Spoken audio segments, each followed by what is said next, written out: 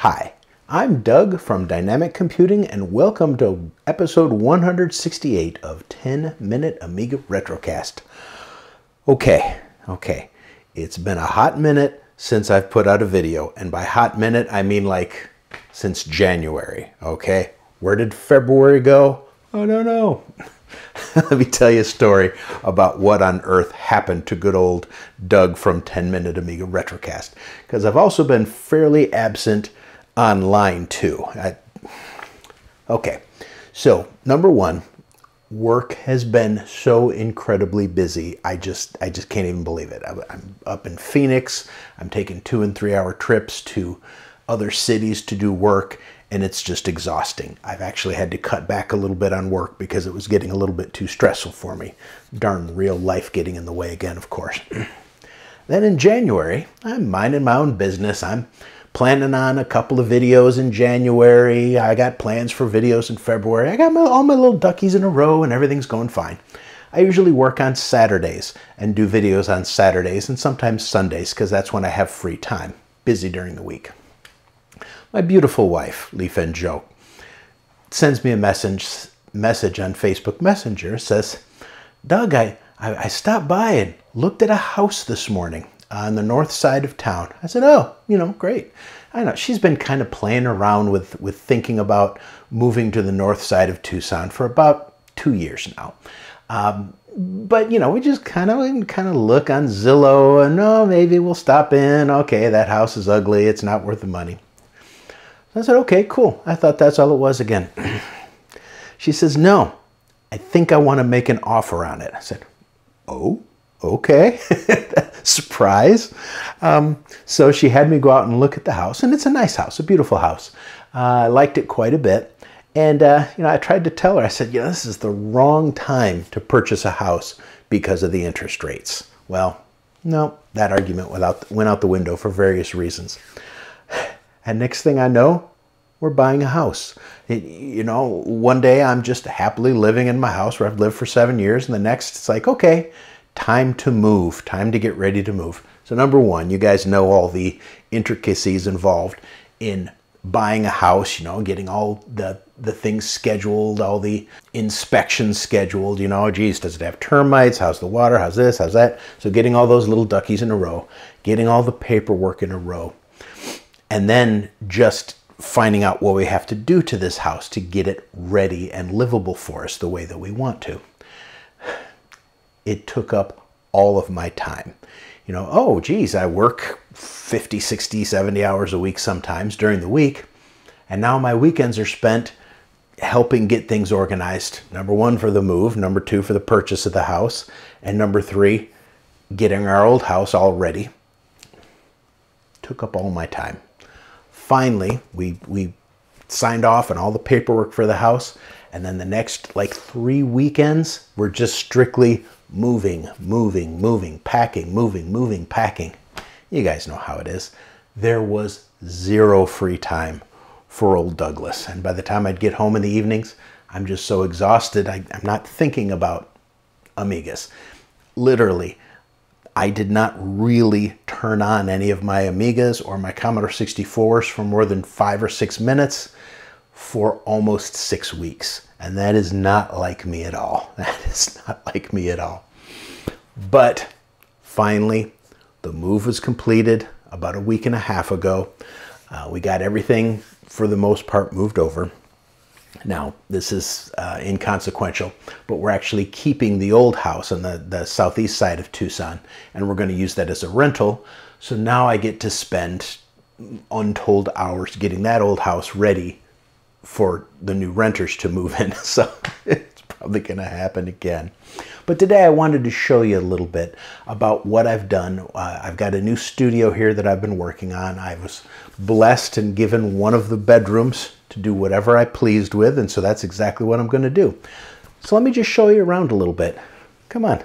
This is kind of the 8-bit productivity corner over here.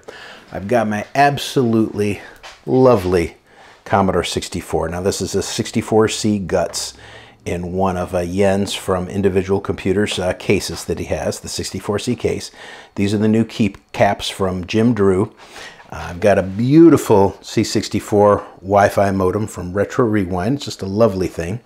And then, of course, my little treasure here, which is my Gideon's Ultimate 1541. These things are incredible. I've got a whole episode planned on how to use these. But look at how all that matches together. We got the black case. We got the black 1541 Ultimate. We got a nice black joystick here. And to go along with that, I've got a 1541 I painted black too. I'll show you in a minute.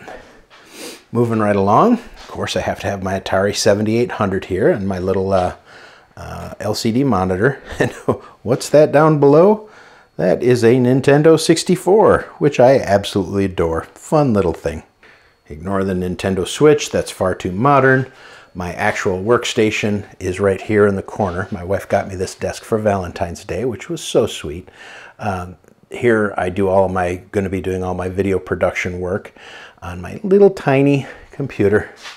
And look at that little sticker on top of my little tiny computer. Amiga love. Love you, Eric. You're the best. And of course, I've got my Amiga keyboard here. I did a review on that months and months ago. There's a Red Bull. Over here, in its full-time position, I've got my Amiga 1200. This still has the Pi Storm in it, and there's a picture from Amiga Art Contest, which, yes, we're going to be doing in the next few weeks. And I got a California Access drive sitting right up next to it, not currently hooked up. Look at this little cutie, my little Commodore calculator sitting right here too. This is all hooked up and online, and I'm able to do a lot of work on this little guy. Over here, we've got a permanent location for my Amiga 4000, which I fully intend on using more and more as a daily driver and doing a full episode on that, which I've been planning forever and a day. This has my 68060 card in it. Of course, I did a video on that one. That's the BFG 68060 card. Absolutely glorious. Then over here, we have a little corner. It's not done. This isn't permanent, but I've got my Amiga 3000 there. I can just hook it up at a moment's notice. I've got my MPS 801 printer, and under here, I've got my lovely Atari 800. Come on.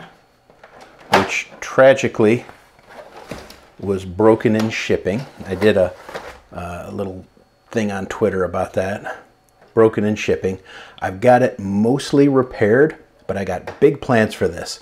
I'm going to fill in all the cracks with a special kind of epoxy that I found, and then sand it down, and she's going to be painted metallic blue. I mean, it's broken, so I may as well have some fun with it.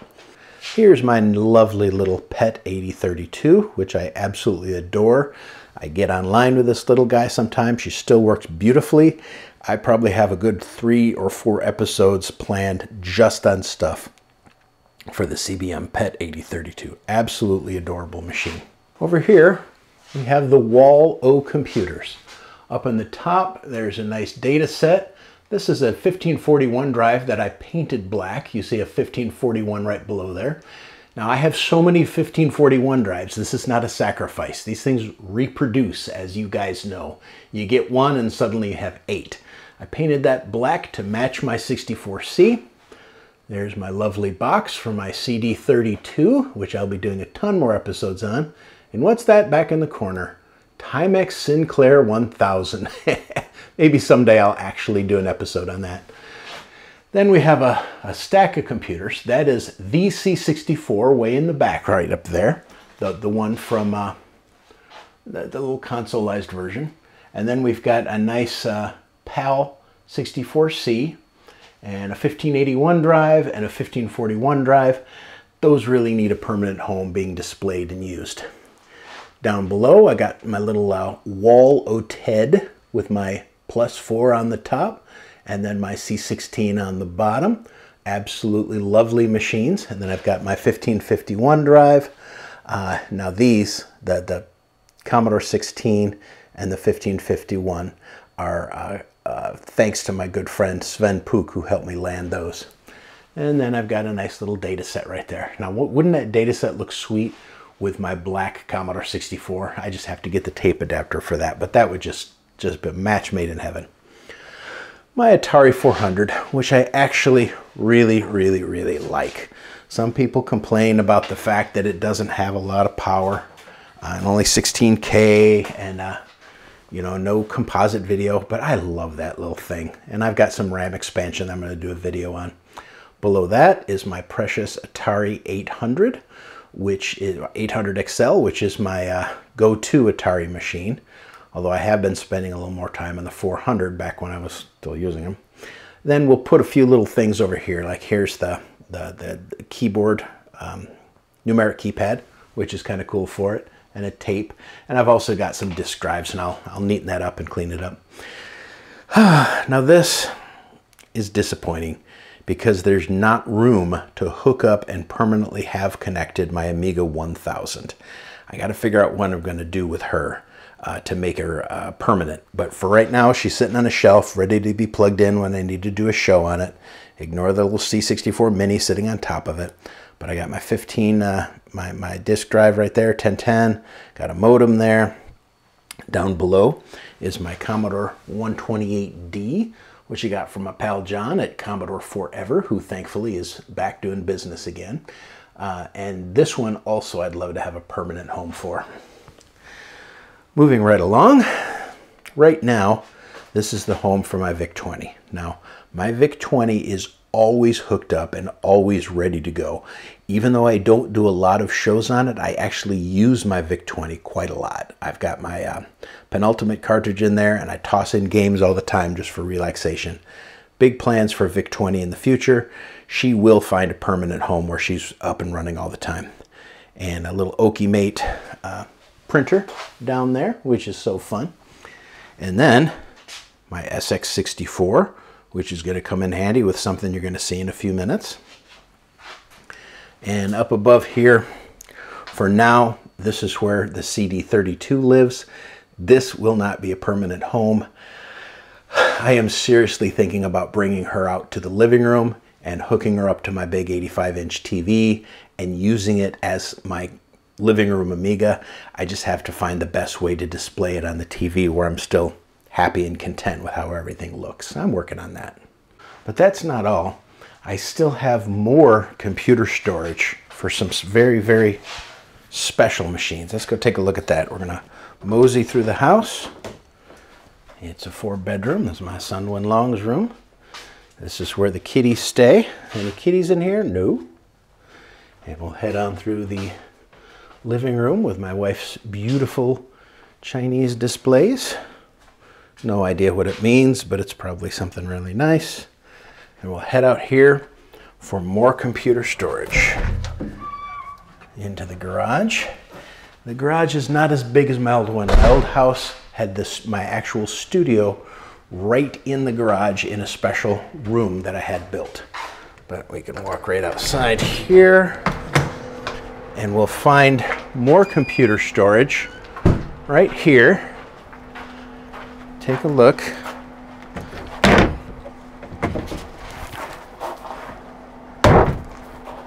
Atari ST storage, the only place that the Atari ST belongs. Now we're heading out into the backyard, and I, for the first time in my life, now have a swimming pool. Now it's not quite warm enough yet to swim. The water's only about 60 degrees, but in about 3 weeks, it's going to be nice, balmy out here. Now you tell me if I am going to use this swimming pool as a backdrop to recreate the absolutely classic SX64 scene where the guy's working in front of the pool on his SX64. You bet I am. And look here. What do we have here? We got Cookie. Hi, Cookie. Cookie, say hi to everybody online. Say hi, Cookie. Yeah, you're a good girl. And my wife is rebuilding her garden. She had an absolutely beautiful garden at the old house. Just beautiful vegetables, beautiful flowers. She's got to rebuild all that from scratch. She's already working hard on it. This brings me to a sad story. I brought Reginald, my desert tortoise, over the other day and then just temporarily kept him in a box while I got his permanent home put together. somehow the little guy got out, he jumped over the side, and he took off, and I have not seen him in 3 days. Now the crazy thing is there's no place for him to go. The entire backyard is walled in, and he's a desert tortoise. He can't fly, and the only possibility is he got through that hole in the gate right there, but he's too wide to do that. Even flipping him on his side, I think he'd be too big. I still think he's in the backyard somewhere. Maybe he buried himself underground, and he'll still turn up. We'll see. And of course, what would we be without our little chickens? These are all our little girls here. They have a new pen. They have a new little roost that they absolutely love. And only 2 of them have escaped so far. They opened up the little gate and pushed their way out and started roaming around the backyard, which is fine. We just don't want chicken poop everywhere. Hi, girls. Say hi to everybody. And so now you guys know the reason that I vanished for a couple of weeks and haven't had a new episode up in a while. Now that I have things under control, now that I have a studio I can actually walk around with and someplace I can do filming, I can get back into doing shows. Does that mean that I'm going to be cranking out 1 a week like I used to do? No, my target's going to be 2 to 3 a month. It's just too difficult to crank out the 1 a week when I'm so busy at work. But 2 or 3 a month I can handle just fine. Which brings us to April, which is just a month away. Found out 3 days ago, in April, my wife and I are taking a trip to China for 3 weeks. From the first part of April to the end of April, we're going to be hanging out in China. Don't worry, my computers will be in good hands. We have family members who are still here and staying in the house, so they'll be nice and protected, so no, you can't break in and steal my Amigas and my Commodore 64s. You can break in and steal my Atari ST. You know where it is, right in the dump. But that's going to be a fantastic trip, and I'll try to keep you guys posted with things going on in China. I'll see if I can VPN in and get on some social media and maybe post a video or 2 about the China trip. It should be fun. Thanks again to my patrons who you see scrolling over this lovely picture for Amiga Art Contest 2023. Yes, we're going to do this stream of it. We're going to do it over the next couple of weeks. I just have to get in touch with Kevin, and we have to pick a day and just do it. I apologize for the delay, everybody, but life just got in the way the past 3 months. Thanks for popping by today so I can explain where I've been the past couple of weeks and also show you a little bit about my new studio and some of the fun things we're going to do with it. Don't worry, no Atari STs were really hurt in the filming of this video. She agreed to be in that shot, honest, she did. Please like and subscribe. Please tell your friends about the channel. We're going to be doing a lot more videos over the course of the next couple of months, mainly Amiga, but also introducing some more stuff for the Commodore 64, VIC-20, PET. I also love to do videos on that, and maybe throw in a couple more Atari videos for fun, because I really do love the 8-bit Atari line. But until next time, this is Doug from 10-Minute Amiga Retrocast, signing out, but not for a month and a half.